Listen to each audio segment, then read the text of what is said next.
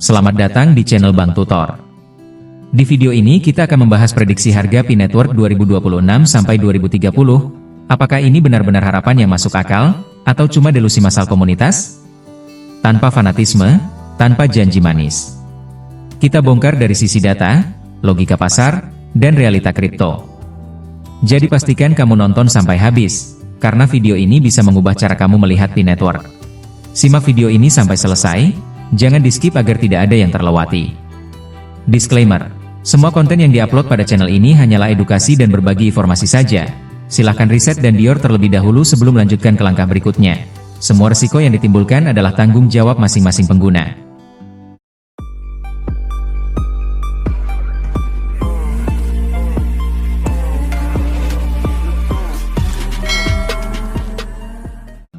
Prediksi harga Pi Network untuk periode 2026 hingga 2030 adalah topik yang memecah komunitas menjadi dua kubu besar. Mereka yang penuh harapan, dan mereka yang menilai semua ini sebagai delusi kolektif.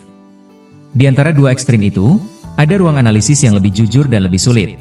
Ruang yang jarang dibicarakan karena tidak viral, tidak sensasional, dan tidak memuaskan emosi sesaat. Disitulah kita perlu berdiri jika ingin benar-benar memahami masa depan Pi Network. Pertama, kita harus sepakat tentang satu hal mendasar. Tidak ada prediksi harga yang sah tanpa pasar yang benar-benar terbuka. Harga bukan hasil imajinasi, bukan hasil polling komunitas, dan bukan hasil keyakinan massal. Harga adalah hasil pertemuan antara pembeli dan penjual yang mempertaruhkan uang nyata. Selama Pi Network belum sepenuhnya berada dalam kondisi pasar terbuka dengan likuiditas yang sehat, semua angka hanyalah simulasi mental.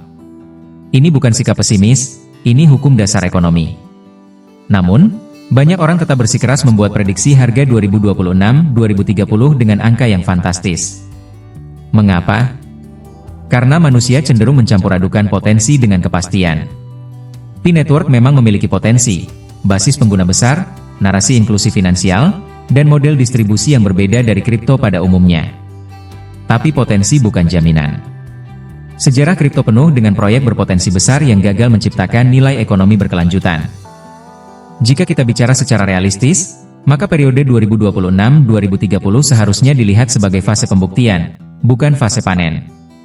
Di fase ini, yang paling menentukan bukan berapa harga Pi, melainkan apakah Pi benar-benar digunakan. Apakah ada transaksi nyata? Apakah ada aplikasi yang bertahan tanpa subsidi komunitas? Apakah ada pihak di luar ekosistem yang mau menerima Pi bukan karena loyalitas, tapi karena manfaat? Harapan optimistis biasanya berangkat dari argumen bahwa jumlah pengguna Pi sangat besar. Namun ini adalah pedang bermata dua. Basis pengguna besar memang membuka peluang adopsi masif, tetapi juga menciptakan tekanan supply yang luar biasa. Jutaan bahkan puluhan juta pemegang Pi berarti potensi tekanan jual yang sangat besar ketika pasar benar-benar terbuka. Tanpa permintaan yang sebanding, harga akan tertekan, bukan terangkat. Disinilah banyak prediksi jatuh ke wilayah delusi. Mereka membayangkan harga tinggi sambil mengabaikan mekanisme dasar supply dan demand. Mereka berbicara tentang angka, tetapi tidak berbicara tentang siapa pembelinya. Mereka berbicara tentang nilai, tetapi tidak menjelaskan siapa yang membutuhkannya. Tanpa jawaban atas dua pertanyaan itu, prediksi harga hanyalah cerita pengantar tidur. Namun, menyebut semua harapan sebagai delusi juga terlalu sederhana. Ada skenario di mana Pi Network bisa membangun nilai secara bertahap antara 2026 hingga 2030. Skenario ini tidak dramatis, tidak viral, tapi masuk akal. Dalam skenario ini, Pi tidak langsung menjadi aset bernilai tinggi, melainkan alat tukar terbatas di ekosistem tertentu. Harga bergerak pelan, mengikuti pertumbuhan utilitas, bukan hype.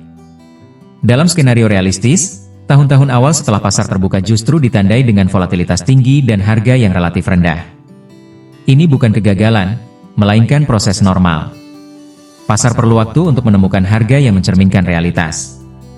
Banyak pionir akan kecewa, sebagian akan keluar, dan hanya mereka yang memahami siklus yang akan bertahan. Periode 2027-2028 bisa menjadi titik kritis. Jika pada fase ini Pi Network gagal menunjukkan peningkatan utilitas yang signifikan, maka narasi akan runtuh. Harga bisa stagnan atau bahkan menurun, bukan karena konspirasi, tapi karena pasar tidak menemukan alasan untuk memberi premi nilai. Sebaliknya, jika pada fase ini muncul use case nyata, bukan sekadar uji coba, maka kepercayaan pasar bisa mulai tumbuh. Tahun 2029-2030 sering diproyeksikan sebagai masa ledakan harga oleh narasi optimistis. Namun, ledakan harga hanya terjadi jika ada katalis kuat, integrasi dengan ekonomi real, regulasi yang jelas, dan arus modal eksternal. Tanpa itu, yang terjadi bukan ledakan, melainkan kelelahan komunitas. Harapan yang terlalu lama tidak terpenuhi berubah menjadi apatisme. Kesalahan terbesar dalam prediksi harga P-Network adalah menggunakan pendekatan emosional. Banyak pionir memproyeksikan harga berdasarkan apa yang mereka butuhkan secara pribadi, bukan berdasarkan apa yang pasar mungkin berikan. Ini manusiawi, tapi berbahaya. Pasar tidak peduli pada kebutuhan individu, seberapa tulus pun keyakinannya. Ada juga bias waktu yang sering diabaikan. Semakin lama proyek berjalan tanpa hasil ekonomi yang jelas, semakin tinggi standar pembuktian yang diminta pasar. Apa yang bisa ditoleransi pada tahun-tahun awal akan dipertanyakan keras pada 2026-2030. Waktu bukan selalu teman, ia bisa menjadi tekanan. Maka, pertanyaan yang lebih jujur bukan berapa harga Pi di 2030, melainkan apakah Pi akan relevan di 2030? Jika relevan, harga akan mengikuti dalam batas logis.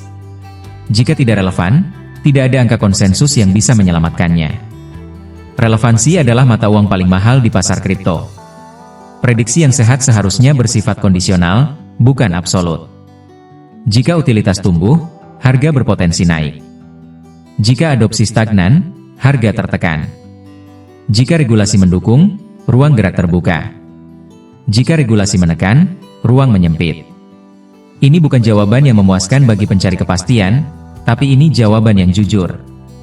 Pada akhirnya, harapan dan delusi dibedakan oleh satu hal sederhana, kesiapan menerima kenyataan yang berbeda dari mimpi.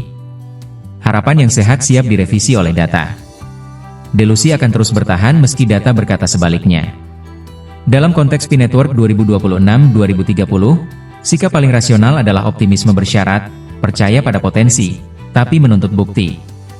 Jika P-Network berhasil, harganya tidak perlu dibela dengan narasi. Pasar akan melakukannya secara alami. Jika tidak berhasil, narasi apapun tidak akan cukup kuat. Dan mungkin disitulah pelajaran terpenting bagi pionir, masa depan Pi tidak ditentukan oleh seberapa keras kita percaya, tetapi oleh seberapa nyata ia dibutuhkan. Terima kasih sudah menonton. Semoga video ini bermanfaat.